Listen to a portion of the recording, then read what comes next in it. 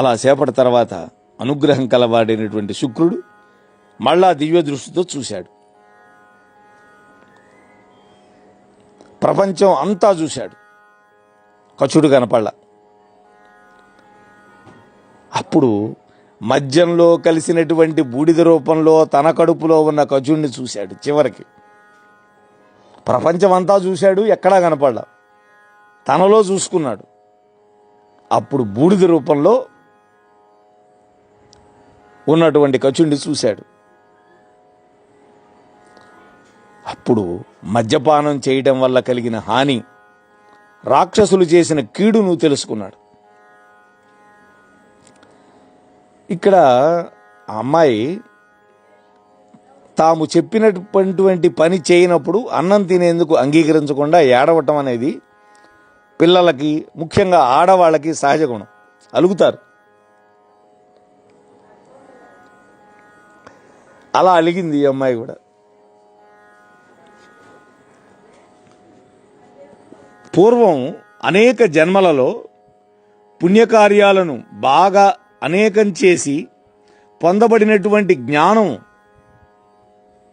ప్రజలకి క్షణమాత్రంలో పోగొట్టే మద్యపానం చేయతగదు అని ఒక నిర్ణయం చేశాడు. మద్యపానం వల్ల వచ్చే నష్టం చెబుతున్నాడు ఇక్కడ. మద్యపానం చేస్తే పూర్వజన్మలలోని పుణ్యకర్మల వల్ల లభించిన జ్ఞానం కూడా నశిస్తుంది అని ఇక్కడ సందేశం ఇస్తున్నాడు శుక్రుడు. మద్యపానం యొక్క దుష్ఫలితాన్ని తెలిపేటటువంటి రుచిరార్థ సూక్తి ఇది. మద్యపానం పంచమహాపాతకాల్లో ఒకటి అని పెద్దలు చెబుతారు. భూసురులాదిగల జనులీసుర సేవించిరేని ఇది మొదలుగా పాపాసక్తి పతితులగుదురు చేసితి మర్యాద దీని చేకొనుడు జనుల్. ఇక్కడ ఒక నియమం పెట్టాడు. ఇవాళ మొదలుకొని బ్రాహ్మణులు మొదలైనటువంటి జనులు ఈ మద్యపానం గనక చేస్తే పాపములలో తగులుకొని వాళ్ళు దుర్గతి పొందుతారు. నేను ఈ కట్టడి చేస్తున్నాను, ప్రజలు గ్రహించండి అన్నాడు. ఇది మొదలుగా అంటే నేను మద్యపానం చేయటం వల్ల కీడు జరిగింది మొదలుకొని అని అర్థం చేసుకోవాలి. మద్యపానం చేసేవాళ్ళు అధోలోకాలకు పోతారని దీనివల్ల తెలుస్తోంది అని శుక్రాచార్యుడు మద్యం త్రాగటం గొప్ప పాపం అన్నట్లుగా శాపం ఇచ్చి తన పొట్టలో ఉన్నటువంటి కచుడిని ఆ క్షణంలోనే మళ్ళా జీవింపజేశాడు. కడుపులోనే ఉండే కచుడు శుక్రాచార్యుడితో ఈ విధంగా బతికాడు. మృత సంజీవిని విద్య వల్ల బతికాడు. ఈ విధంగా అంటున్నాడు కచుడు. తనువును జీవము సత్వంబును బడసితి నీ ప్రసాదమున నీయుదరంబనఘా వెలువడు మార్గం బొనరింపుము నాకు భూసురోత్తమదయతో. ఓ గురువుగారు, బ్రాహ్మణ శ్రేష్ఠుడైనటువంటి ఓ శుక్రాచార్య, మీ అనుగ్రహం వల్ల దేహాన్ని, ప్రాణాన్ని, బలాన్ని పొందగలిగాను. నాకు దయచేసి నీ కడుపు నుండి బయటకు వచ్చే విధానం చెప్పండి అన్నాడు.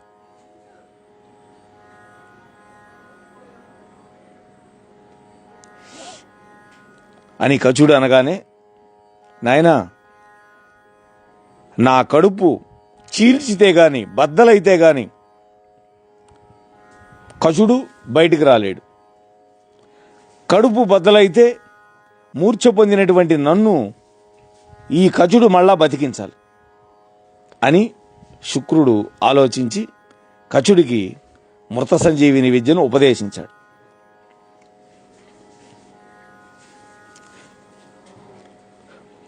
ఉదరభిదాముఖమున అభ్యుదయముతో నిర్గమించే బుధనుతుడు కచుండు దయాద్రిదరీ ముఖమున నుదితుండగు పూర్ణహిమమయూకుడపోలెన్. పండితుల చేత స్తుతింపబడినటువంటి ఆ కచుడు ఆయన కోరుకున్నది సిద్ధించింది. అలాంటి కచుడు తూర్పు కొండ యొక్క గుహ యొక్క ఆరంభంలో ఉదయించే చంద్రుడో అనేటట్టుగా శుక్రుడి యొక్క కడుపు రంధ్రం మొదటి నుండి బయటకు వచ్చేశాడు. ఇక్కడ కచుడు సంజీవిని విద్య పొందడానికే వచ్చాడు. ఆయన కోరుకున్నటువంటి కోరిక తీరింది. ఆ తరువాత మహాత్ముడు కాబట్టి ఆమెనే వెళ్ళిపోలా. అదే దుర్మార్గుడైతే, ఆ విద్య మాత్రమే తెలుసుకొని వెళ్ళిపోవటానికి వచ్చినవాడైతే, తనకి విద్య వచ్చింది కాబట్టి ఆ శుక్రుడు చచ్చాడా గిచ్చాడా అని చూడకుండా వెళ్ళిపోయేవాడు. ఎందుకని? శుక్రుడు చస్తే ఈ రాక్షసులకు అండబోతుంది, దేవతలకు మేలు జరుగుతుంది. అయినా అలా చేయలే మహాత్ముడైన. విగత జీవుడై పడియున్న వేదమూర్తి అతని చేత సంజీవితుడై వెలింగే ధనుజ మంత్రి ఉచ్చారణ దక్షు చేత అభిహితంబగు శబ్దంబునట్ల పోలే. విగత జీవుడై పడి ఉన్నటువంటి ఆ వేద విగ్రహుడైనటువంటి, రాక్షసులకు మంత్రి అయినటువంటి, గురువైనటువంటి ఆ శుక్రాచార్యుడు కచుడి చేత బ్రతికింపబడిన వాడై పదాలను చక్కగా ఉచ్చరించడంలో నేర్పుగలవాడి చేత పలుకబడినటువంటి పదంలాగా ప్రకాశించాడు అన్నాడు. ఇక్కడ ఉపమానం వేశారు. ఇందులోని ఉపమానం అపూర్వం. శబ్ద బ్రహ్మవేత్తలకే అది తెలుస్తుంది. సుష్టుచ్చారణ దక్షులు పలికేటటువంటి శబ్దాలు అంటే చక్కగా ఉచ్చరించగలిగేటువంటి వాళ్ళు పలికేటటువంటి శబ్దాలు వీణులకు విందై ప్రకాశిస్తాయి. అంతేకాకుండా ఇక్కడ మరొక విశేషం కూడా చెప్పారు. శబ్దం కావ్య శరీరం లాంటిది.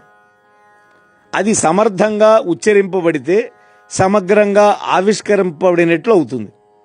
అట్లాగే కాలి బూడిదైనటువంటి శుక్రుడు కడుపులో జీర్ణించినటువంటి కచుడు సంజీవిని విద్య ప్రభావం వల్ల చెక్కు చెదరనటువంటి ఆకారంతో బయలుపడ్డాడని అర్థం చేసుకోవాలి. సంజీవని మంత్రాన్ని గ్రహించి ఉచ్చరించే సామర్థ్యం అతని యందు సమగ్రంగా ఏర్పడిందని కూడా మనం అర్థం చేసుకోవాలి కచుడిలో. ఇక్కడ ఈ విధంగా అద్భుతమైనటువంటి ఉపమానం వేసి చెప్పారు. ఈ విధంగా అధికమైనటువంటి ప్రయత్నంతో అంటే కష్టపడి కచుడు శుక్రుడు నుండి మృత సంజీవిని విద్యను గ్రహించి చాలా కాలం ఉన్నాడు అక్కడే. మృత సంజీవిని విద్య రాగానే వెళ్ళిపోవాలి. ఒక రోజున శుక్రాచార్యుడి దగ్గరికి వెళ్ళి ఆయన యొక్క అనుమతి పొంది స్వర్గలోకానికి తిరిగి వెళుతూ దేవయాని దగ్గరికి వెళ్ళి అతి ప్రీతిపూర్వకంగా ఆ వార్త చెప్పాడు. నేను వెళ్ళొస్తాను, నాకు సెలవు ఇప్పించు అన్నాడు. ఆమె అతని యొక్క ఎడబాటుకు దుఃఖించి ఆయనతో ఇట్లా అన్నది, నీవును బ్రహ్మచారివి వినీతుడ ఏనును కన్యకం మహీదేవ కులావతంస రవితేజ వివాహము నీకు నాకుమును భావజ శక్తి నయది పన్నుగ నన్ను పరిగ్రహింపు సంజీవనితోడ శుక్రు దయచేయుము నాకు ప్రియంబునవుడు. బ్రాహ్మణ కులానికి అలంకారమైనటువంటి వాడా, సూర్యుడి యొక్క కాంతి వంటి కాంతి కలిగినటువంటి ఓ కచా, నీవు వినయవంతుడివి, అవివాహితుడివి, నేను కూడా కన్యని, పెళ్లిగాని దాన్ని. నీకు నాకు ఇంతకు ముందే మన్మథుడి యొక్క శక్తి చేత అంటే నేను నిన్ను ప్రేమించడం వల్ల పెళ్ళి అయిపోయింది మానసికంగా. అందువల్ల శుక్రుడి యొక్క దయతోటి ఆ సంజీవని విద్యతో పాటుగా నన్ను కూడా స్వీకరించి వివాహమాడి నాకు ప్రీతి కలిగించండి అని దేవయాని అన్నది. చూడండి, ఇక్కడ నన్నయ్య గారి యొక్క రచనలో ప్రసాద గుణానికి ప్రసిద్ధమైనటువంటి పద్యం ఇది. దేవయాని తన మనస్సులోని మాటను అనురాగంతో అకలంకషంగా అవక్రంగా సూటిగా చెప్పేటటువంటి ఈ పద్యంలో శబ్దార్థ గుణాలను నన్నయ్య గారు ప్రదర్శించి తన యొక్క ప్రజ్ఞాపాఠవాలను చాటుకున్నాడు. శుక్రుడు నుండి సంజీవిని విద్యను పొందాలంటే అతడికి ప్రాణమైనటువంటి దేవయానితో స్నేహంగా ఉండి ఆమె మనస్సును మెప్పించాలని దేవతలు ముందుగానే కచుడికి సూచించారు. కచుడి యొక్క రూపంతో పాటు అతడి యొక్క చనువు కూడా ఆ దేవయాని యందు అనురాగాన్ని మొలకెత్తించేసింది. అంటే ప్రేమ పుట్టించింది. ఆ అభిమానంతోనే 2 సార్లు తండ్రి చేత అతన్ని బ్రతికించింది. మొదట శుక్రుడు నిర్లిప్తంగా ఉన్నాడు, ఏం పట్టనట్టున్నాడు. అప్పుడు అన్నపానీయాలు మాని తండ్రి చేత కచుడి యొక్క ఏకక్షేమాలను ఆలోచించేటట్టుగా చేసింది. దీనిని బట్టి కచుడు మొదట దేవయానిని మనస్సు దోచుకున్నట్లు ఆ పైన శుక్రుడి యొక్క మనస్సు గెలుచుకున్నట్టుగా కథలోని యొక్క అర్థాలు మనకి ప్రసన్నమవుతున్నాయి. అయితే ఆమె తన మనసులోని యొక్క రతిభావాన్ని కచుడితో కానీ తండ్రితో కానీ ఇంతకుముందు ఎప్పుడు చెప్పాల. తండ్రికి చెప్పలా నేను కచుడిని ప్రేమిస్తున్నానని. పోనీ కచుడి కన్నా చెప్పిందా అంటే ఆయనకి చెప్పలా.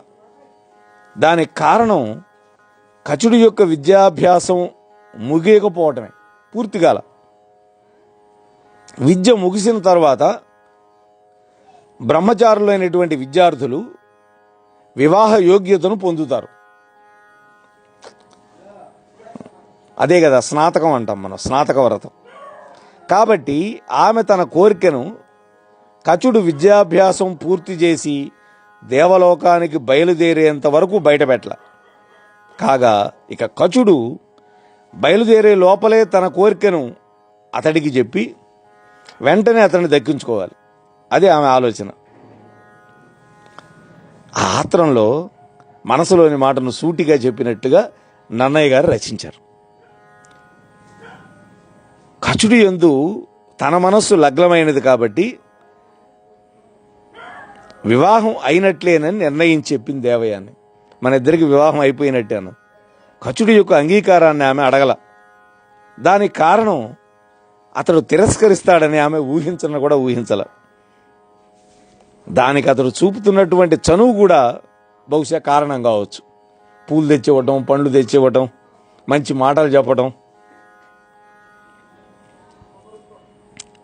లేదా తండ్రి దగ్గర తన మాట అడ్డు లేకుండా సాగే మాలిమి ఆ అమ్మాయికి ఉన్నది కాబట్టి కచుడు కూడా తన కోరికను కాదనకుండా మన్నిస్తాడు అనేటువంటి ఒక అధికారిక ప్రవృత్తి కూడా బలమైన కారణం కావచ్చు.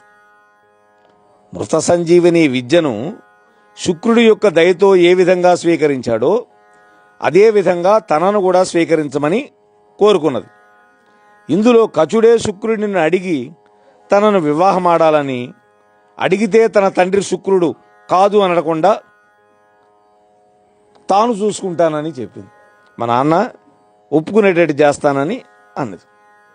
తండ్రికి మృత సంజీవిని ఎంత ప్రాణప్రదమో తాను కూడా అంతేనని, ఆ రెండింటినీ పొందే అర్హత కచుడు మాత్రమే సాధించగలిగాడు కాబట్టి అతడే తనకు భర్త కాదగినవాడని దేవయాని భావన చేసింది. కన్యలో ఉదయించినటువంటి యవ్వనం కంటే లజ్జ అతిశయించి ఉండటం అనేది సహజం. దేవయాని కన్య అయి కూడా గడసరి. తర్వాత కథలో ఇది నిరూపింపబడుతుంది. మనస్సులు కలిసినటువంటి పెళ్లి మన్మధుడే చేశాడని కచుడితో చెప్పింది దేవయాని. కాబట్టి చేయి పట్టి నూతిలో నుండి లాగాడు కాబట్టి అప్పుడు తర్వాత వచ్చే కథలో వస్తుంది యయాతి. మన ఇద్దరికి పెళ్లి అయిపోయినట్టేనన్నది అతనితోటి. అది మనకు ముందు వస్తుంది కథ. ఆ పెళ్లిని కూడా తండ్రి చేత ఒప్పించి యయాతిని అంగీకరింపజేసింది. అంగీకరించినటువంటి కచుడికి శాపం ఇచ్చింది. ప్రతి శాపాన్ని కూడా పొందింది. గారాబంగా పెరిగినటువంటి గడసరి పిల్లల్లో కనిపించేటటువంటి గూఢమైనటువంటి అహంకారం దేవయాని యొక్క పాత్రకి జీవం. దానిని బీజంగా నాటాడు నన్నయ్య గారు ఈ పద్యంలో. అంత గడుసుగా చెప్పిందని. దేవయాని తనను వివాహమాడమని కోరగానే కచుడు శోకం వల్ల కలత పొందాడు. లోకం చేత నిందించదగినటువంటి కోరిక నీ వాక్కునకు తేవడం తగిందేనా? నువ్వు ఈ విధంగా మాట్లాడటం నీకు తగినట్టుగా ఉందా అని అడిగాడు. గురుపుత్రువి అవడం వల్ల నా హృదయంలో నీవు సోదరివి, నేను నిన్ను చెల్లెలుగా భావిస్తున్నాను. కచుడు ధర్మబుద్ధి కలవాడు కావటం వల్ల గురుపుత్రికని తోబుట్టుగా భావించాడు. అంతేగాని గురువుకే పంగనామాలు పెట్టే ఇవాల్టి విద్యార్థుల్లాగా చేయలేదు ఆయన.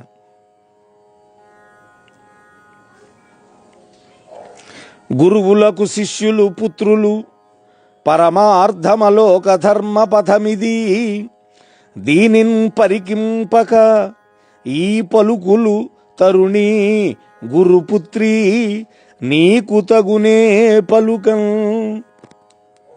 ఓ గురువు గారి కుమారి, గురువులకు శిష్యులకి కొడుకులతో సమానులు. గురువులకి శిష్యులు పుత్రులతో సమానులు. ఇది పరమసత్యం, లోకం అనుసరించదగినటువంటి ధర్మం. దీనిని చూడకుండా ఆలోచించకుండా నన్ను పరిగ్రహించమని పలకటం నీకు ఉచితంగా ఉందా అన్నాడు. గురుపుత్రి అనే సంబోధన ఇక్కడ సాభిప్రాయం. సూక్తి అంటే సుభాషితం అనే అర్థం ఉంది. నన్నయ్య గారు ఒక్కొక్కసారి పద్యాన్నంతా కూడా ఒక సుభాషితంగా రూపొందిస్తాడు.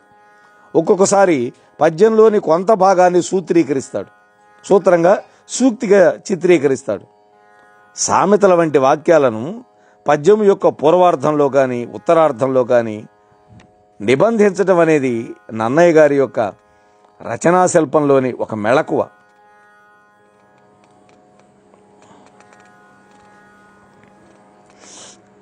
ఇక్కడ చక్కగా విద్య బోధించినటువంటి గురువు గారు శిష్యుడికి తండ్రి వంటి వాడు, ఇది ధర్మం అని నొక్కి చెప్పాడు అని కచుడు పలుకగానే దేవయాని కోపించి నీవు నా కోరిక నిష్ఫలం చేశావు కాబట్టి నీకు సంజీవిని విద్య ఉపయోగపడకుండుగాక అని శాపం పెట్టింది. నీకు ఉపయోగపడదు అన్నది.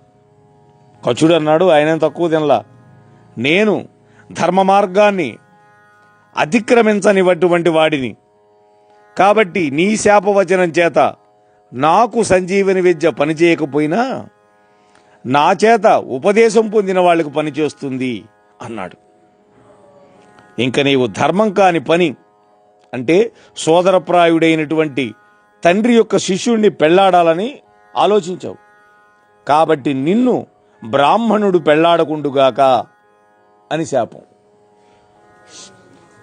చూడండి, ఆమె ఏమన్నది, నీకు పని చేయదంది.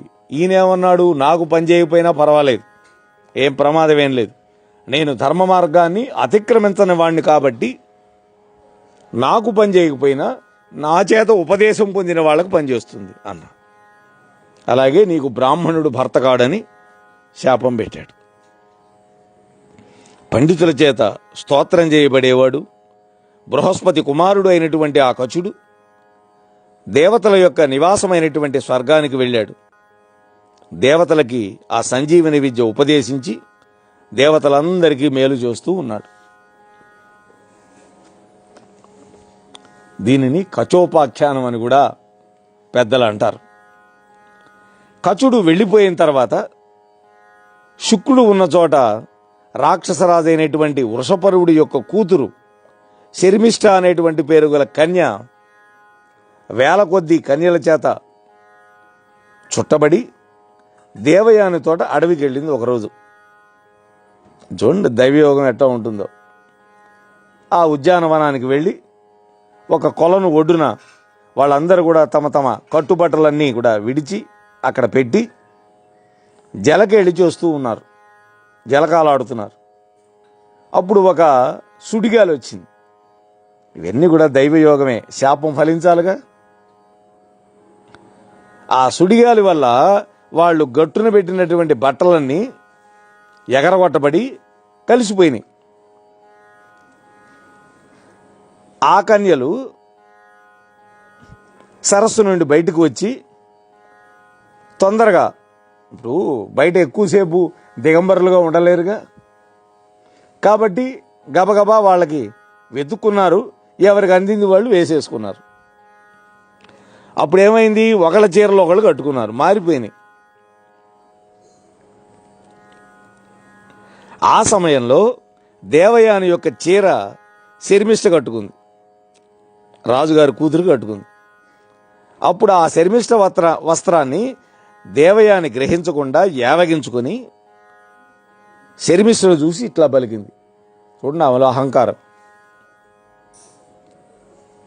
మూలంలో ఆ కన్యల యొక్క వస్త్రాలను ఇంద్రుడు కలిపి వేసినట్టుగా ఉంది మూలంలో. ఎందుకని? శాపం ఫలించాలిగా, అందుకని ఇంద్రుడే ఆ పని చేసినట్టు. నన్నయ్య గారు మార్చి వాయుదేవుడు గాలి వేసటం వల్ల అని మార్చాడు.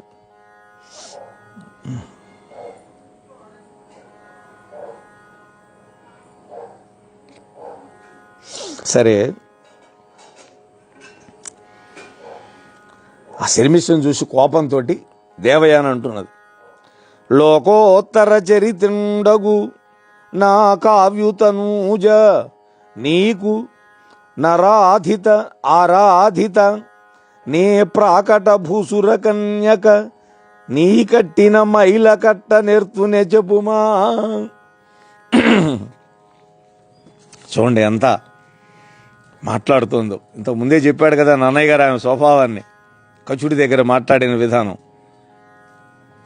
నేను అసాధారణ చరిత్రుడైనటువంటి శుక్రాచార్యుడు కూతుర్ని, నీకు పూజనీయురాలని. ఎందుకని? మీ నాన్నగారే మా నాన్నగారిని ఎంతో గౌరవిస్తాడు. ప్రసిద్ధమైనటువంటి బ్రాహ్మణ కులంలో పుట్టినటువంటి కన్యను. అటువంటి నేను నీవు కట్టుకున్నటువంటి మలిన వస్త్రాన్ని కట్టుకోవాలా చెప్పు? ఒకళ్ళు విడిచినటువంటి బట్ట కట్టుకోకూడదు వాస్తవానికి.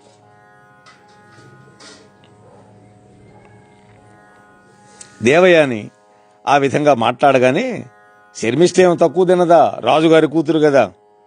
మాయయ్యకు బాయక పనిసేయుచు దీవించి ప్రియము చెప్పుచునుండు మీ అయ్యా వెండి మహిమలు నా యొద్దన పలుక నీకు నానయులేదే. నానా అంటే సిగ్గు.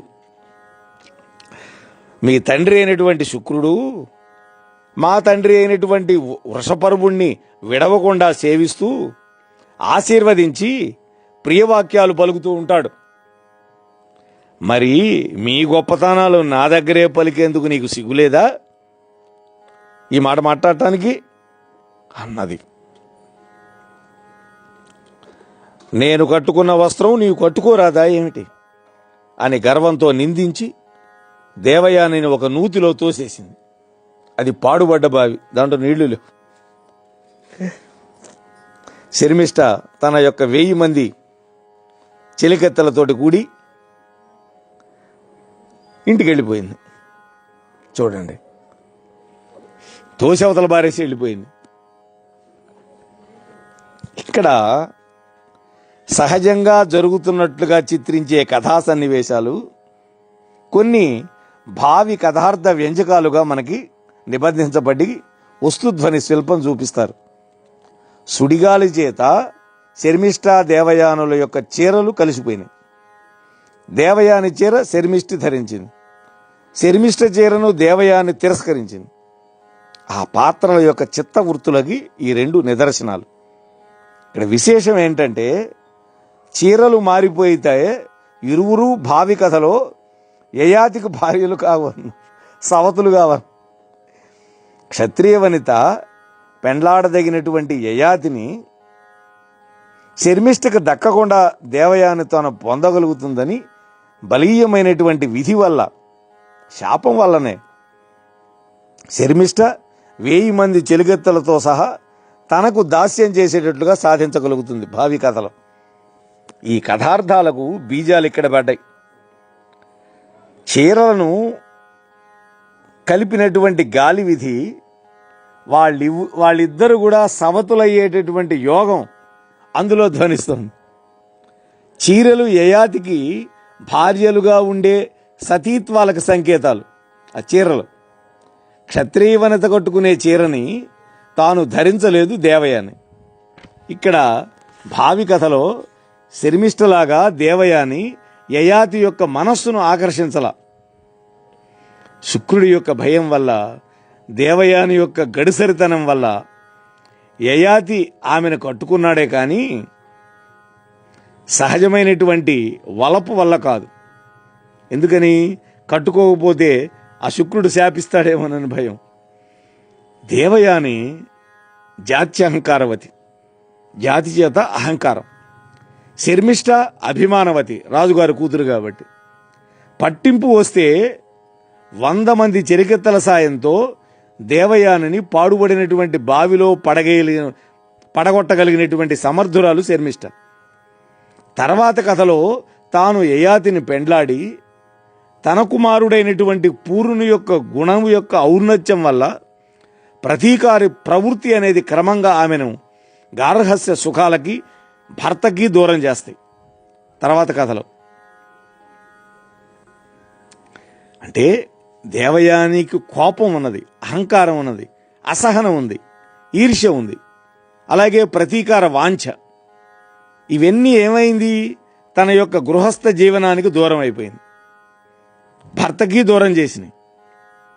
ఈ కథలో చీరకట్టి సహనంతో, స్థైర్యంతో, అభిమానంతో నిలబడినటువంటి శర్మిష్ఠ చివరికి క్షత్రియోచితమైనటువంటి విజయాన్ని సాధిస్తుంది.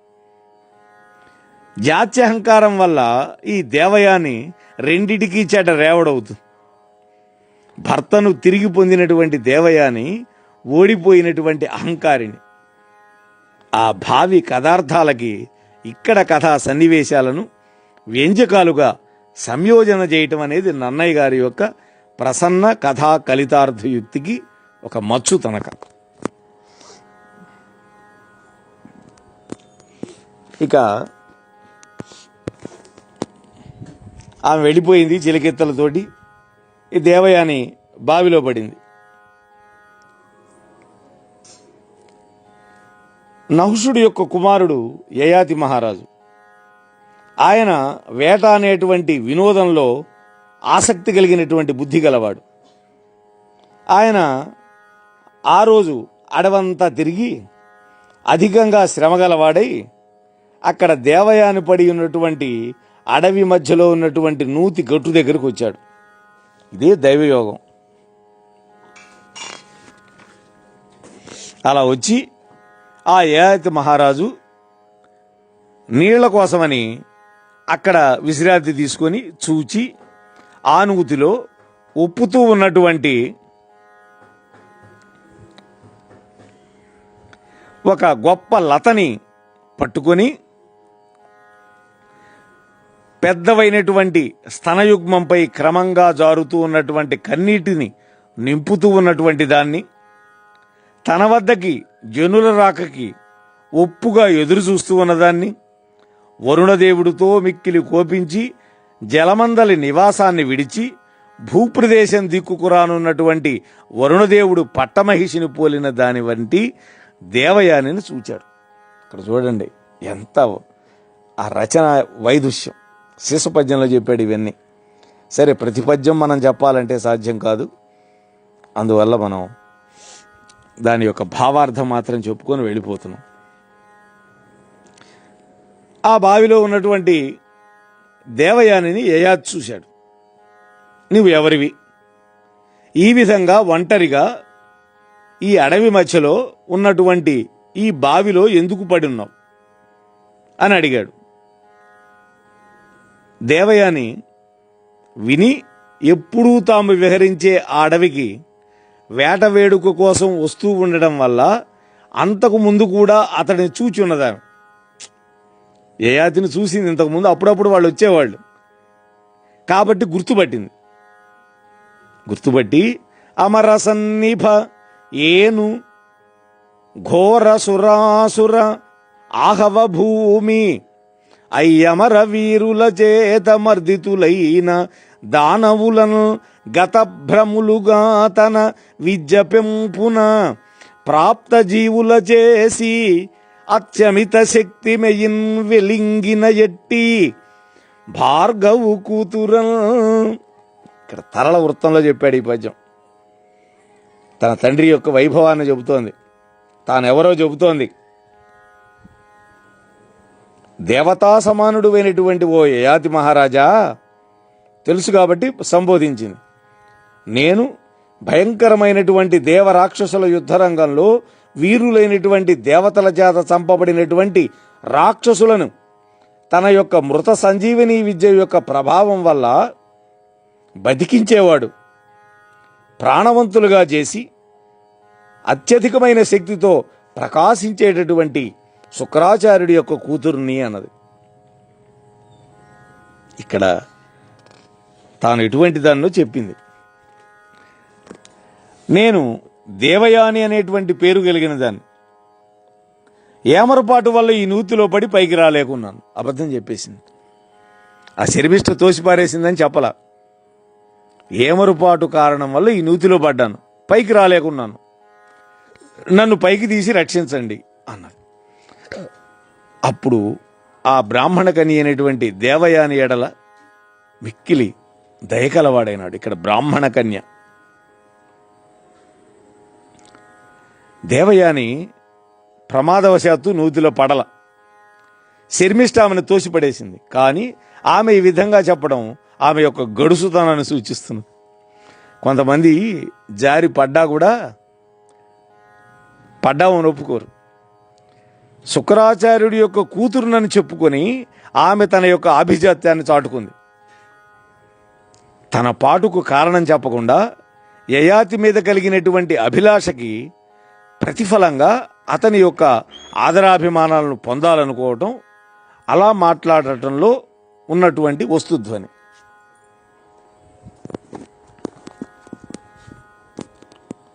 మరి ఆ తరువాత ఏం జరిగింది అనేటువంటి విషయాలని రేపటి రోజు శ్రీకృష్ణుడి యొక్క దివ్యానుగ్రహంతో చెప్పుకునే ప్రయత్నం చేద్దాం.